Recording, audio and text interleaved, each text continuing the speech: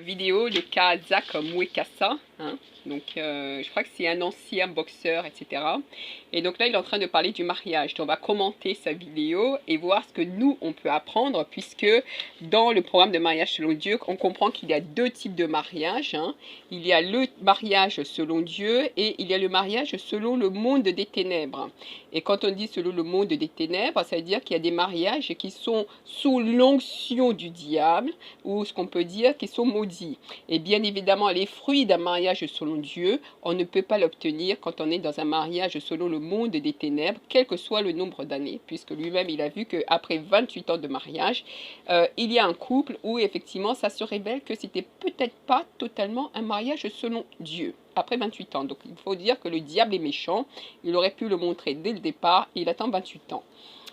Donc là, il regarde et ce qu'il voit, c'est qu'il a l'impression que donc il va discuter avec des anciens amis qu'il connaissait, ils mangent, ils discutent, etc., etc. Donc très clairement, ils avaient des histoires en commun. Et apparemment, on dirait qu'ils peuvent s'ouvrir et parler un peu de manière libre. Et il constate que dans ses amis, que ceux qui sont mariés sont moins heureux que ceux qui sont célibataires, qui ne le sont pas. Et il voit donc que ceux qui sont mariés, les querelles, les guerres, que certains essaient de le cacher, et malgré le fait qu'ils essaient de le cacher, ça transparaît. En discutant, on réalise qu'il y en a même un qui dit qu'il regrette de s'être marié parce qu'il avait une très très bonne amie, une amie qui était très il se marie et après ça se passe mal, le mariage ça se passe mal et du coup il perd une amie. Et d'autres, par exemple, il voit une personne qui a une amie qu'il aime beaucoup, etc. Et il a peur de l'épouser parce qu'il a peur du mariage.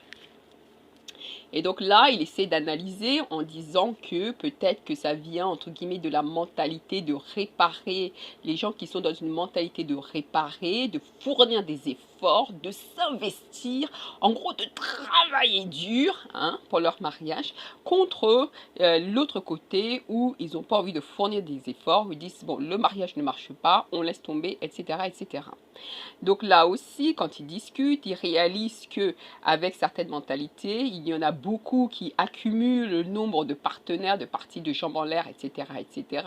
Et lorsqu'on en vient à leur demander, tu as couché avec combien de personnes, je suppose, les personnes ne veulent pas répondre à la question et en fait se fâchent à ce genre de questions. Donc lui, il détermine que dans le mariage, il y a deux mondes. Il y a le monde de ceux qui réparent, qui font des efforts, qui s'investissent, et le monde de ceux qui ne réparent pas, ne font pas des efforts, ne s'investissent pas. Et voilà pourquoi, selon lui, les mariages ne marchent pas. Alors, donc les efforts, comme il dit, les gens font des efforts, tu peux faire des efforts pendant 5 ou 6 ans, mais à un moment, les choses ressortent. Et ils disent même là, que quelqu'un fait des efforts pendant 28 ans de mariage, avec plusieurs enfants, là, il y a des problèmes, et là, c'est le mari qui est là en train de fournir des efforts, etc., etc. Bon. Et là, ensuite, il est étonné parce qu'il voit des jeunes qui sont beaux, des couples qui sont beaux, ils sont de la beauté, mais le mariage ne marche pas. Donc il essaie d'analyser les raisons et il dit, mais avant le mariage, les gens étaient présents, ils faisaient des efforts, ils étaient attentifs, ils faisaient plaisir, ils faisaient du bien, ils se faisaient comprendre, ils trouvaient les solutions, ils réparaient, il y avait la gentillesse, l'attention, la considération, la sympathie, le respect.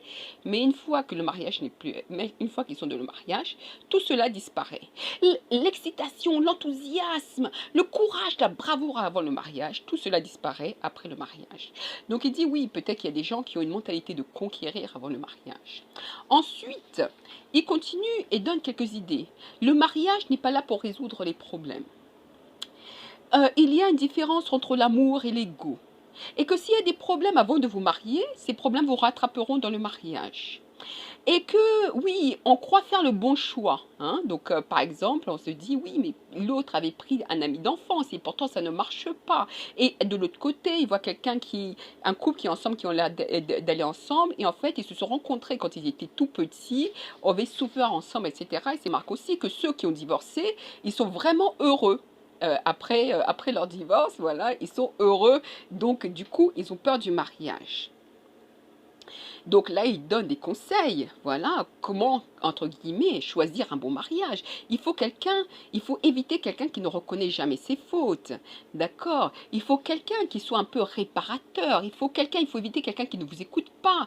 Il faut éviter quelqu'un qui ne respecte pas vos sentiments, qui ne respecte pas ce qui vous fait mal. Et donc il conclut un peu, peut-être que le mieux c'est de faire le concubinage comme en Occident, voilà. Et c'est vrai que dans le concubinage, il y a des gens qui restent très longtemps dans le concubinage.